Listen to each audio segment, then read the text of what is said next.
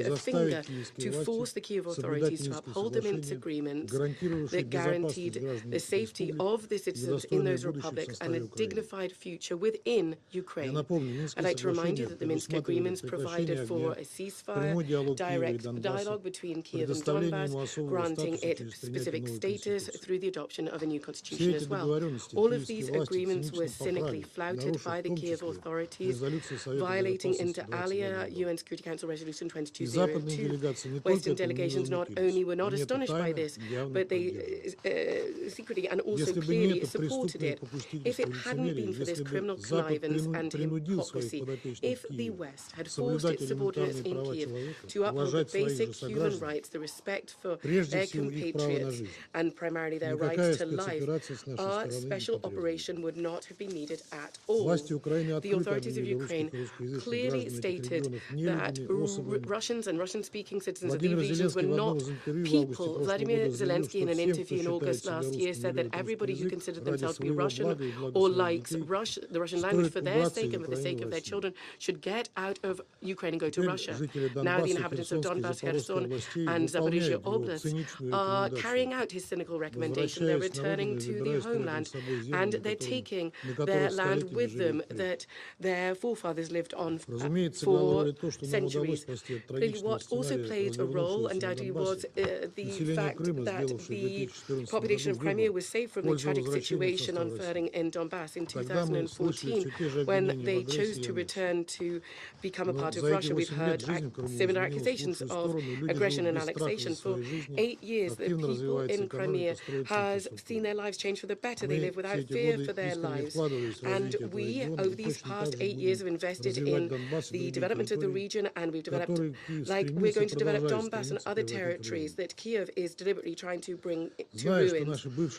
Aware that our former Western partners are not listening to us, or will rather pretend not to listen to us. However, I'd like to say that the referendum were conducted exclusively, transparently, with upholding of all its electoral norms. This is an undisputed fact. However, the Kiev regime and its backers want to say anything to the contrary. More than 100 independent international observers observed it from 40 countries. They actively put their opinions on the media, and they were particularly surprised by the enthusiasm of the people of the DPR and LPR and Kherson and Zaporizhia Oblast, and how enthusiastic they were about the referendum and how long they had awaited them. Unfortunately, you won't hear this on the air of Western media, and you won't see any interviews with inhabitants of these regions either. Western countries initially stated that they would not recognize the results of these referenda, and they threw their entire weight behind the propaganda machine to besmirch them. We're not surprised by the propaganda-based planted information that apparently the people were forced to vote, that they were questioned to force them to choose to accede to Russia, or, as the Minister of Foreign Affairs of Germany, Annalena Baerbock, said, they were shot, they were raped, and then they had to place a cross on a ballot box, a ballot vote, while soldiers with Kalashnikovs were standing beside them. So it seems that they have to vote after they've been shot and raped. Is that the case? And those cold soldiers who were holding the Kalashnikovs apparently were involved in provocative acts in the country. Apart from the propaganda machine, the Ukrainian armed forces lent all its might behind, well, in fact, the Western military might behind stepping up artillery, shelling of towns where there were referendums to sow panic among citizens and to make vain attempts to undermine the vote. The temper tantrums of these Western delegations, including today in the Security Council, shows that a direct vote of citizens has long sought to be the criterion from a democratic election. The recognition of such is only if it's approved by the West. The Western version of democracy was born in the dictate of the liberal minority over the conservative majority. This form of the denial of rights of non-liberals and non-Russophobes, other thinkers, is used not only in Ukraine, incidentally, but also by their allies in the Western bloc. Just the day before yesterday, the head of the EU Commission, Ursula von der Leyen, openly threatened Italy with consequences if the outcome of the elections in Italy did not please Brussels. On the blacklist is Hungary, and a candidate for accession that is enjoying the most enthusiasm at the moment, despite the fact that it has historical links with Russia, is Serbia. They're trying to force it to adopt a position and to support the economically destructive sanctions against it. A very recent example, the US ambassador in Belgrade yesterday called on Serbia to explain its signature of a consultation plan on the side into the UNGA between the Serbian and Russian foreign affairs. Is this really not a neo-colonial diktat? By refusing the inhabitants of Donbass and the liberated territories of Ukraine the right to self-determination, the Western delegations demonstrating their egregious double standards. The loudest critics of the referendum in Donbass, Zaporozhye, and the Kherson Oblast were once at the forefront of supporting the independence of Kosovo. Then they stated that that territory did have the right to leave the Serbian state if there was a real threat that the rights of the Kosovo Albanians would be seriously violated, the so-called remedial succession. I'd underscore that it was not just statements, but rather the official legal position presented by Western countries in the UN International Court in 2008. At that time, the Kosovo Albanians, however, were not threatened by anything at all. Yugoslavia was no longer on the map. The NATO-bombed Serbia had foreign troops as peacekeepers in it. I'd like to underscore, unlike in the situation in Crimea, the LPR and DPR, Kherson and Zaporizhia people, in Kosovo, there was absolutely no referendum at all. There was no free people's vote. There was just a declaration of independence that was adopted by the interim self-governing authorities that exceeded their remit. At the time, that was sufficient for the West to recognize the independence of Kosovo, and it confirmed that international law did not prevent it from proclaiming its independence. We hear a completely different position from Western delegations today, yet another demonstration of their cynical double standards. Distinguished colleagues from developing countries, let you not be misled. Although Western delegations today bang on about apparent violations of international law and the principles of the UN Charter, in actual fact, this is not a cause of concern to them at all. When it responds to their geopolitical interests, like in the situation of Kosovo, when it helps to achieve in the Balkans their own desires, hampering people to find their own path to development, then Western countries fully support their right to self-determination. When we're talking about the self-determination as the only possible way of the inhabitants of Donbass saving themselves from genocide, then they say that these people don't have that right. The UN Charter contains the principle of territorial integrity. However, such respect, in line with international law, is not unconditional. As we know, the General Assembly collegially, on a consensus basis, provided an interpretation for the principle of territorial integrity in the Declaration on the Principal Relations between States in line with the UN Charter. It is as follows: all states are bound to respect the sovereignty and territorial integrity of any state whose government respects the principle of self-determination of its peoples and represents all peoples living in its territory. This important criteria is one that our Western colleagues today prefer to forget. After the state, or rather the coup d'etat in 2014, after the ban on the Russian language, on education, on the mass media, after the Maidan authorities for many years bombed their territory whose population refused to recognize the results of the coup, after they burned alive Russian activists in Odessa, after Kiev shored up its regime, raising the ethnic Ukrainian population above all and raising up and glorifying fascist collaborators and their legacy. After all this, can somebody really say that the authorities in Kiev represent the interests of the population of Donbass, who they are trying with all their might to Ukrainize and to destroy? It's clear that those states who fully respect their people's rights and historically ethnic groups have no need to fear for their territorial integrity. our neighbours in Europe, apart from the hopelessly Russia-phobic Baltic states, understand this perfectly, and they don't act like the Kiev regime does in its own countries. Belgium, Switzerland, Finland are the most obvious examples of tolerance and respect for cultures and languages. The same is true for the overwhelming majority of Asian and African states with varied ethnic compositions.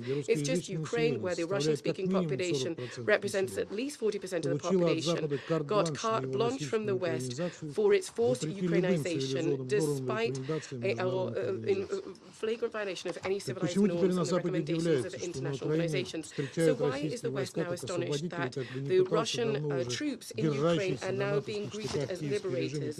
However long the NATO-obsessed Kiev regime has tried to claim the opposite, threatening the people there with punishment for being collaborators. We should say that the authorities in Kiev even stooped to use Russian language as a tactical, for tactical purposes. The President of Zelensky did not shy away over recent days from recording several video clips in Russian in order to try and undermine the recent announcement in Russia of the partial mobilization in order to use the age-old driving a wedge between the authorities and the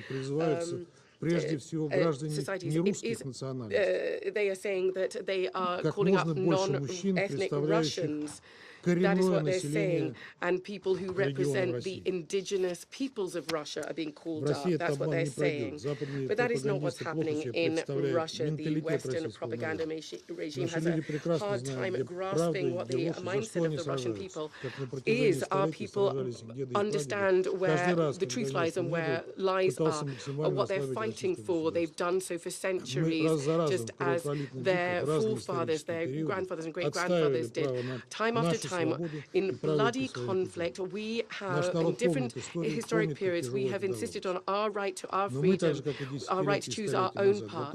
But as we have done rather for decades and centuries, we will continue to insist on the interests of our fatherland and protect the young. It's in our genes, and no Western propaganda regime, no sophisticated political game playing will change us. Everybody understands that the only aim of the West that we're coming up against on our borders is to weaken and bleed dry Russia as much as possible. Their dream is to break up Russia and subject it to its own will. Dear colleagues, the desires and interests of Ukraine are not taken into consideration at all by the Western sponsors of Kiev. The Ukrainian people, as do the Russian people, want peace, but this scenario doesn't tie in with the plans of London and Washington, who incidentally have pumped billions of dollars into this on the back of other people's suffering.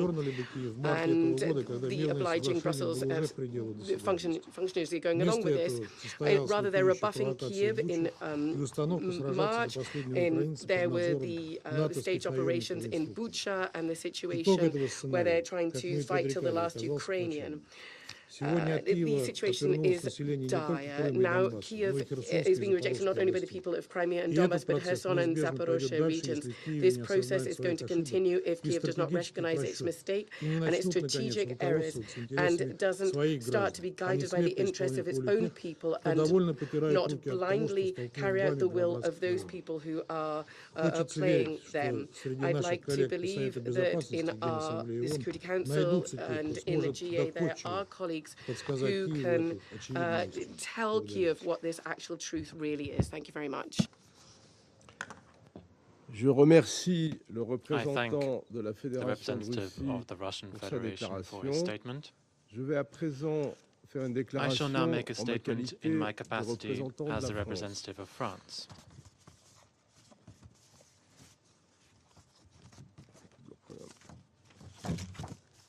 Je remercie Madame Di Carlo pour sa présentation. Depuis 7 mois, nous appelons la Russie à mettre fin à sa guerre d'agression contre l'Ukraine. En dépit de nos appels, elle a choisi l'escalade et décidé d'aller encore plus loin dans la violation de la Charte des Nations Unies et du droit international. En annonçant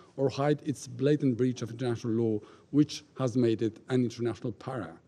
Kosovo and Serbia are bound today by a dialogue to solve their problems. They meet, they do not fight. And above all, the issue is not Kosovo or any part of the world.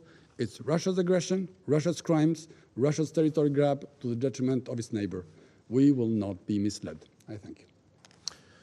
Je remercie le représentant de l'Albanie de sa déclaration et je donne à présent la parole au to the representative of the Russian Federation who requested the floor. Mr. President, I'll be very brief. I just want to draw your attention to the fact that what we've just heard from the representative of Albania confirms the double standards that I was talking about regarding Kosovo.